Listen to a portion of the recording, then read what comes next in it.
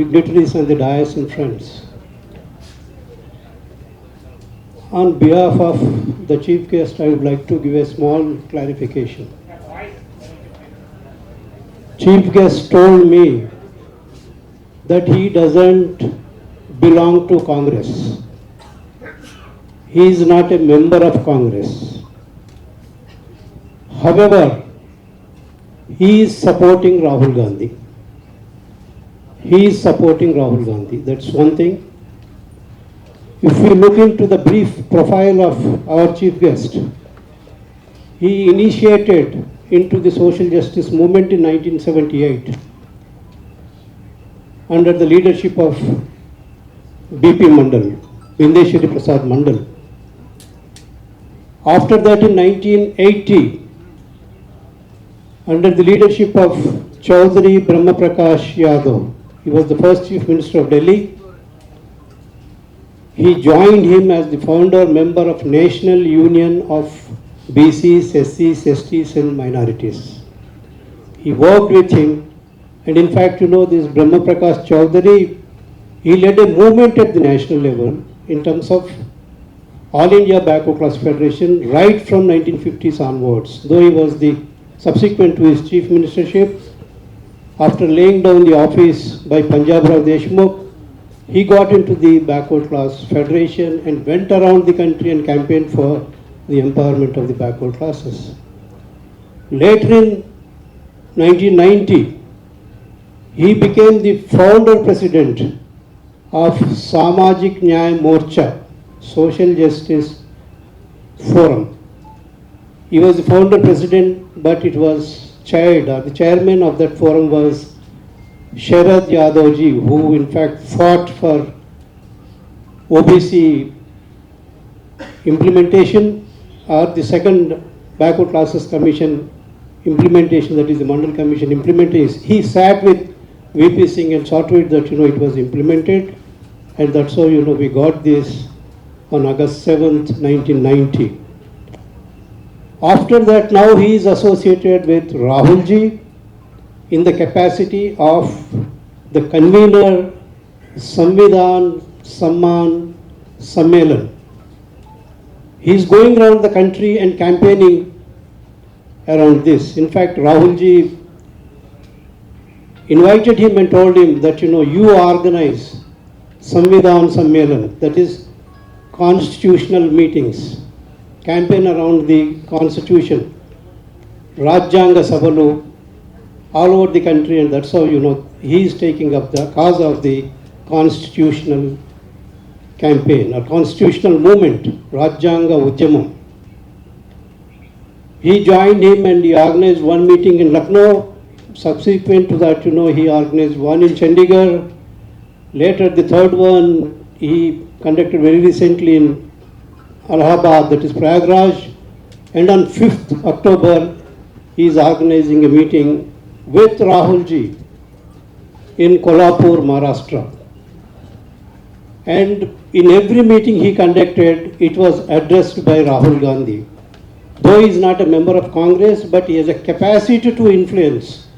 Rahul ji, he can take our expressions, aspirations and views, and definitely he will prevail over the Rahul ji and see that something has to happen in that. I'm not disputing my friend Professor Tirumali ji. He is not from Congress. Only I wanted to give this clarification. మిత్రులారా, ఈరోజు రాష్ట్రంలో కులగణన అనే ఏకైక నినాదం, కులగణన అనే ఏకైక నిదానం చుట్టి మొదటిసారి బ్యాక్వర్డ్ క్లాసెస్ హైదరాబాద్ నుండి గ్రామం దాకా ఒక చర్చను ఇనిషియేట్ చేయడం జరిగింది. వేరే ఏ ఎజెండా లేదు, ఏకైక ఎజెండా కులగణన ఎజెండా. ఇది చాలా వెల్కమ్ డెవలప్మెంట్, ఇది గొప్ప పరిణామం. 75 సంవత్సరాలుగా మనం పార్టీల చుట్టూ చర్చించినాం, వాళ్ళ చుట్టూ జర్నీ చేసినాం, కానీ 75 సంవత్సరాల నుంచి మనకు వచ్చింది ఏం లేదు. మనం ఎక్కడ బిగిన్ అయినామో అక్కడనే ఉండిపోయినాం. మరి 75 సంవత్సరాల డెవలప్మెంట్ ఎటుపోయిందని చెప్పి మనం ప్రశ్నించాల్సిన అవసరం ఉన్నది, విశ్లేషించాల్సిన అవసరం ఉన్నది, మన వాళ్ళ మధ్యకు దీన్ని తీసుకుపోవాల్సిన అవసరం ఉన్నది.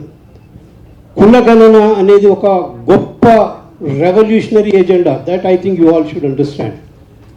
కులగణన అంటే కులం వీళ్ళంతా వాళ్ళంతా కాదు. కులగణన ఈజ్ ఎ రెవల్యూషనరీ ఎజెండా. కులగణనను మనం ఎంత బలంగా గ్రామాలకు తీసుకపోతే అంత బలంగా ఆధిపత్య శక్తులను వీకెన్ చేయొచ్చు, మార్జినలైజ్ చేయొచ్చు. వాళ్ళకి ఈరోజున్న అధికారాన్ని వాళ్ళు ఇది కాదు అనే స్థితికి తీసుకుపోయే స్థితి ఉంటుంది. కులగణనలో ఆ విప్లవాత్మకమైన పొటెన్షియాలిటీ ఉన్నది, దాన్ని మనం అర్థం చేసుకోవాల్సిన అవసరం ఉన్నది.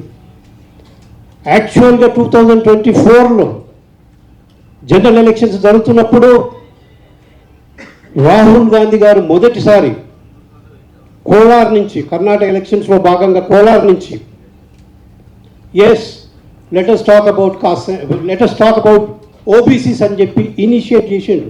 ఆ రోజు వరకు కాంగ్రెస్ ఏనాడు ఓబీసీల గురించి మాట్లాడలేదు.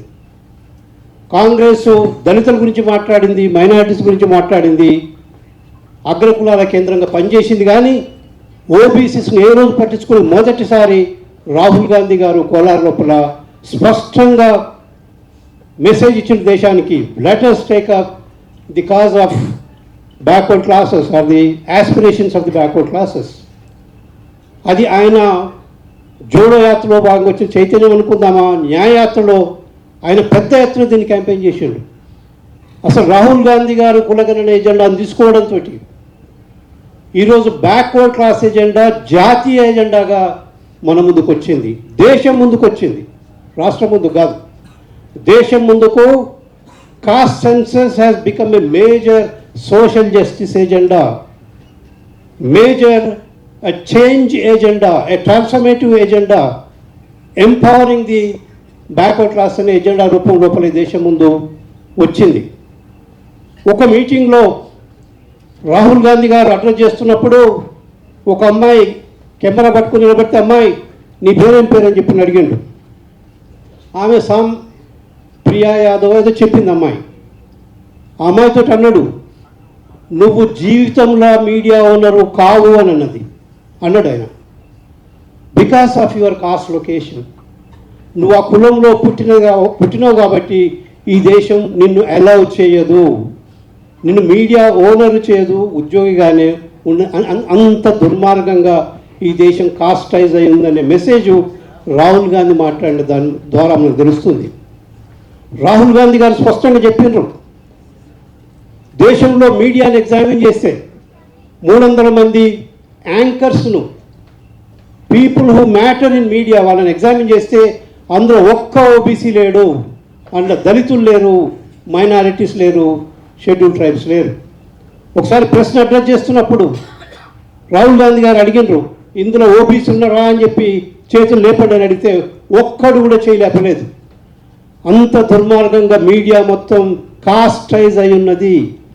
ఆ మీడియాలో మనం కనపడం, మీడియా ఓనర్ల ఆలోచనలు కనపడతాయి, వాళ్ళ ఆస్పిరేషన్స్ కనపడతాయి, వాళ్ళ ఆర్థిక విధానాలు, వాళ్ళకు అవసరమైన ఆర్థిక విధానాలు కనపడతాయి. కానీ అక్కడ బ్యాక్వర్డ్ క్లాసెస్ నుంచి ఒక్క అక్షరం కూడా రాని స్థితి ఉన్నది. అదేవిధంగా వారు కంపెనీస్ను, ఇండస్ట్రీస్ని ఎగ్జామిన్ చేసినప్పుడు ఆయన స్పష్టంగా చెప్పిండు, 500 కంపెనీలు నేను ఎగ్జామిన్ చేసిన, ఒక్క ఓనర్ కానీ, ఒక్క మేనేజింగ్ డైరెక్టర్లు కానీ, సిఇఓలు కానీ ఒక్కరు కూడా బ్యాక్వర్డ్ క్లాస్ నుంచి లేరు అని చెప్పి రాహుల్ గాంధీ గారు దేశంలో చెప్పడం జరిగింది.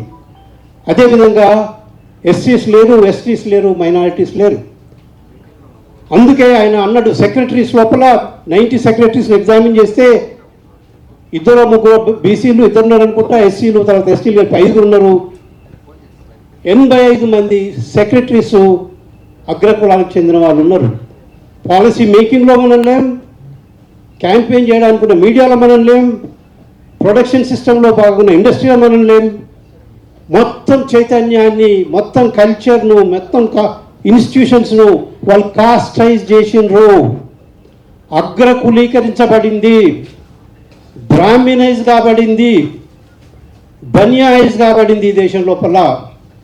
రాష్ట్రానికి వచ్చి చూస్తే ప్రొఫెసర్ మురళీమోహన్ గారు చెప్పిన మేము 2008లో సాధికార సదస్సులో భాగంగా మేము డేటా ప్రజెంట్ చేసినప్పుడు మేము ఒక 10-15 ఎకనామిక్ ఇండికేషన్స్ తీసుకుని ఎగ్జామిన్ చేస్తే కార్పొరేట్ ఎడ్యుకేషన్ ఓనర్లను చూస్తే ఒక్క బీసీ లేడు, కాంట్రాక్టర్లను చూస్తే ఒక్క బీసీ లేడు, కార్పొరేట్ హాస్పిటల్స్ని చూస్తే ఒక్క బీసీ లేడు, స్పెషల్ ఎకనామిక్ జోన్ చూస్తే ఒక్క బీసీ లేడు. రిసోర్సెస్ కానీ ఏ రంగాన్ని చూసినా కానీ మొత్తం 2-3 కులాల చేతిలో కబ్జా అయి ఉన్నది ఈ తెలంగాణలో, ఆంధ్రప్రదేశ్ లోపల. 2-3 కులాలే. ఆ 2-3 కులాలు ఏవి అని అంటే ఈ రాష్ట్రాన్ని పాలించిన కులాలే. వాళ్ళు రెడ్లు కావచ్చు, కమ్మలు కావచ్చు, తెలంగాణ ఏర్పడ్డ తర్వాత వెలుమలు కావచ్చు. అంటే ప్రభుత్వం మొత్తం దాని నుంచి వచ్చే ప్రతి అవకాశాన్ని కార్నర్ చేస్తున్నది ఈ 2-3 కులాలే. బ్యాక్వర్డ్ క్లాసెస్కు ఎలాంటి రెస్పెక్ట్ లేదు, అణిచివేత, వివక్ష, మనల్ని చూస్తే ఒక పురుగుల్లాగా చూసే పరిస్థితి ఈ రాష్ట్రం లోపల ఉన్నది. ఎంత దుర్మార్గంగా మనం దాదాపు చాలా పెద్ద జనాభా 0.3% ఉన్న వెలుమలు 10 ఏళ్ళు పాలిస్తుంది రాష్ట్రాన్ని. 3% ఉన్న రెడ్లు మొదటి నుంచి తర్వాత ఇప్పుడు కూడా పరిపాలిస్తున్న స్థితి. 60-63% ఉన్న బ్యాక్వర్డ్ క్లాసులు ఈ రోజు వరకు కూడా మన అధికారానికి పోయిన పరిస్థితి లేదు. ఎమ్మెల్యేలను చూస్తే 0.3 ఆయన 13 మంది ఎమ్మెల్యేలు ఉన్నారు, 3% అయిన 43 మంది ఎమ్మెల్యేలు ఉన్నారు, 63% 19 మంది ఎమ్మెల్యేలే ఉన్నారు. ఎస్సీ ఎస్టీ బీసీలు మొత్తం చూసుకుంటే 93% ఉన్నది. ఒకసారి ఆంధ్రప్రదేశ్లో ఒక ఎస్సీ ముఖ్యమంత్రి అనే స్థితి ఉంది, కానీ బ్యాక్వర్డ్ క్లాస్ ఈ రోజు వరకు ఈ రాష్ట్రంలో ముఖ్యమంత్రి కాలేదు. It's a shame on the parties, it's a shame. National parties అని చెప్పుకునే వాళ్ళు సిగ్గుపడాలి, తల ఉంచుకోవాలి. మేము మిమ్మల్ని నమ్మినాం, మేము మీకు ఓట్లు వేసినాం, ప్రతి 5 సంవత్సరాలకు ఒకసారి ఓట్లు వేసుకుంటూ పోయినాం. మీరు మమ్మల్ని నమ్మించిండ్రు, మోసం చేసిండ్రు, ముచ్చట్లు చెప్పిర్రు, వచ్చిన సంపదను మొత్తం మీరే పంచుకున్నారు. ఈ దేశంలో ఈరోజు బిలియనీర్లు తయారై కూర్చున్నారు, రాష్ట్రంలో బిలియనీర్లు తయారై కూర్చున్నారు. ఎలక్షన్లు వ్యాపారంగా మార్చేసిండ్రు, ఓట్లను కొనడం లాగా తయారు చేసిండ్రు. ఇది ప్రజాస్వామ్యం కాదు, ఇది ధనస్వామ్యం, ఇది అగ్రకుల స్వామ్యం, ఇది రెడ్డి స్వామ్యం, వెలమ స్వామ్యం, కమ్మ స్వామ్యం. ఇది మాత్రం బీసీ స్వామ్యం కాదు, ప్రజాస్వామ్యం అసలే కాదు. అంత దుర్మార్గంగా రాష్ట్ర వ్యవస్థను మొత్తం, చైతన్యాన్ని మొత్తం వాళ్ళు క్యాపిటలైజ్ చేసుకొని వాళ్ళు తీసుకుంటున్న స్థితి ఉన్నది. యాక్చువల్గా కుల సెన్సస్ గురించి మాట్లాడుతున్నప్పుడు when I said it is a revolutionary, in fact it got initiated with the initiation of the caste census in this country. Caste census 1871లో మొదలైనప్పటికీ 1881లో రిజ్లీ అనే ఒక సెన్సస్ ఆఫీసర్ బెంగాల్లో కాస్ట్లలో ఉన్న ప్రతి అంశాన్ని స్టడీ చేయడానికి ప్రయత్నం చేసిండు. కాస్ట్లలో ఉన్న హైరార్కీని కన్స్ట్రక్ట్ చేయడానికి ప్రయత్నం చేసిండు. ఎవరు ఎక్కువ, ఎవరు తక్కువ, ఎవరి తర్వాత ఎవరు అనేది కన్స్ట్రక్ట్ చేయడానికి ప్రయత్నం చేసిండ్రు. అది కొంత పెద్ద ఎత్తున అలజడిని సృష్టించింది ఈ దేశం లోపల. 1881లో వాళ్ళు ఫంక్షన్ కేంద్రంగా వాళ్ళు కాస్ట్ సెన్సస్ కండక్ట్ చేశారు. కానీ ఈ 91 వస్తారకల్లా పెద్ద ఎత్తున ఈ దేశం లోపల కుల సంఘాలు ఈ దేశం ముందు వచ్చినాయి. 1881 నుండి 1931 వరకు ఈ దేశంలో కుల సంఘాలు వచ్చినాయి. కుల సంఘాలు రావడానికి కారణం కాస్ట్ సెన్ససే. కమ్మ మహాసభ ఏర్పడ్డది 1910 సంవత్సరంలో, రెడ్డి జన సంఘం ఏర్పడింది 1914లో, వెలమ జన సంఘం ఏర్పడింది 1914లో. ఆ కులాలు ఏర్పడి మేము అక్కడ వచ్చింది ఏంటంటే ఈ 5 వర్ణాలు వాళ్ళ వర్ణ ఆర్డర్ను వాళ్ళు ఎగ్జామిన్ చేస్తున్నప్పుడు, బ్రాహ్మణులు, క్షత్రియులు, వైశ్యులు అనే ఆర్డర్ను ఎగ్జామిన్ చేస్తున్నప్పుడు అక్కడ పెద్ద ఎత్తున గొడవ జరిగింది. ముఖ్యంగా 2001లో రిజ్లీ గారు సెన్సస్ కమిషన్ అయినప్పుడు ఆ సోషల్ ప్రెసిడెంట్స్ పేరు మీద వాళ్ళని ఎగ్జామిన్ చేస్తున్నప్పుడు పండితులు మొత్తం, పూజారులు, పురోహితులు మొత్తం వాళ్ళు ఏం చెప్పారంటే మేం చెప్పినట్టు మీరు వర్ణ ఆర్డర్ని ఫిక్స్ చేయాలని చెప్పి వాళ్ళు చెప్పడం జరిగింది. కానీ రిజ్లీ ఏం చేసిండు, ఎన్యూమరేటింగ్ ఆఫీసర్లకు ప్రజలతో మాట్లాడి ప్రజలు ఏ విధంగా చూస్తున్నారో దాన్ని మాకు రిపోర్ట్ చేయమని చెప్పి అన్నాడు. ప్రజలు లోపల పెద్ద ఎత్తున చైతన్యాన్ని తీసుకొచ్చింది. దాంతో చాలా కులాలు మేము శూద్రులం కాం, మేము క్షత్రియులం, మేము బ్రాహ్మణుల దగ్గరికి ఉన్నామని చెప్పి కూడా చెప్పడం జరిగింది. అది మొదటి social revolt, social revolution that got initiated because of the caste census. Justice party ఏర్పడ్డది. జస్టిస్ పార్టీలో భాగంగా ఎన్యూమరేషన్, ఈరోజు మనం ఏదైతే వ్యవస్థను మొత్తం వాళ్ళు ఎట్లా తీసుకున్నారో దాన్ని చర్చిస్తున్నాం. అది ఆ రోజు 1916లో జస్టిస్ పార్టీ ద్వారా నాన్ బ్రాహ్మిన్ మూవ్మెంట్ ఇనిషియేట్ అయింది. దాని తర్వాత మనకు బాగా తెలుసు బ్యాక్వర్డ్ క్లాసెస్ మూమెంట్స్ వచ్చినాయి. అయితే 1947 తర్వాత వచ్చిన డెవలప్మెంట్ మొత్తం కాస్టైజ్ అయిపోయింది, అగ్రకులాల పరం కావడం జరిగింది. నేను చెప్పేది ఏంటంటే ఈరోజు దేశంలో ఒక ప్రధాన ఎజెండాగా కాస్ట్ సెన్సస్ వచ్చింది.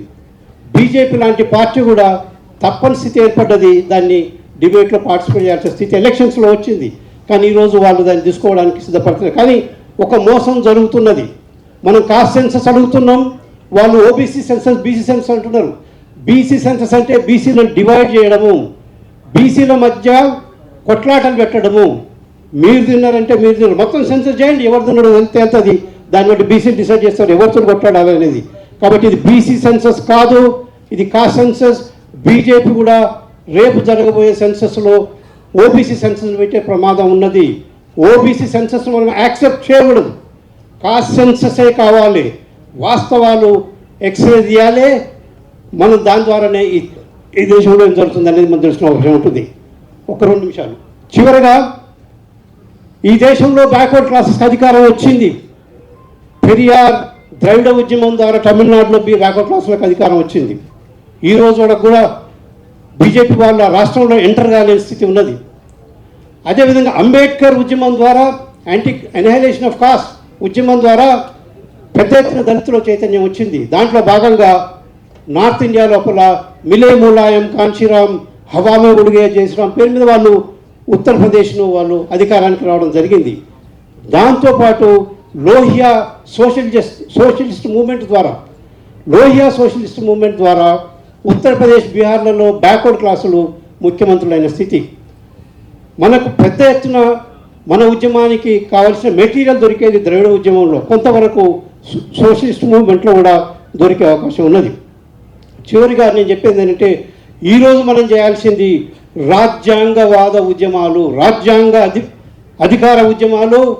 ఈరోజు మనం చేయాల్సింది మండల ఉద్యమంలో ఏం జరిగిందో చర్చించుకోవాలి. ఈరోజు మనం చర్చించాల్సింది రిజర్వేషన్ల ఉద్యమంలో ఏం జరిగిందో చర్చించుకోవాలి. ఈరోజు మనం చర్చించాల్సింది సామాజిక న్యాయ ఉద్యమాలు, ఆర్థిక న్యాయ ఉద్యమాలు, అదేవిధంగా రాజకీయ న్యాయ ఉద్యమాలు. అందుకే ప్రియాంబుల్లో భాగంగా justice, equality, Liberty, equality and fraternity కేంద్రంగా మనం కూలంకషంగా చర్చించుకుంటూ, విశ్లేషించుకుంటూ మన వాళ్ళని ఎడ్యుకేట్ చేయాల్సిన అవసరం ఉన్నది. మొదటిసారి మన సమస్యల గురించి మనం మాట్లాడుకుంటున్నాం. ఇన్ని రోజులు వాళ్ళు చెప్తుంటే వినుకుంటూ వచ్చినాం, ఈరోజు వాళ్ళు చెప్తే వినడానికి సిద్ధంగా లేం. రాష్ట్రంలో మనం అందరం ఒక దగ్గరికి వస్తున్నాం, చర్చిస్తున్నాం. ఈ చర్చను ఇక్కడి నుంచి స్టార్ట్ చేసినాం. వీరి నాయకత్వం లోపల మనం గ్రామస్థాయి దాకా తీసుకుపోవాలి. ఈ చర్చను అడ్వాన్స్ చేసినప్పుడు 28లో ఈ రాష్ట్రం ఎవరి చేతిలో ఉంటుందో ఈజీగా డిసైడ్ చేయడం జరుగుతుంది. అటువైపు మనందరం ఈ ఉద్యమాన్ని ముందుకు పోవాలని కోరుతూ థ్యాంక్ యూ చెప్తున్నాం.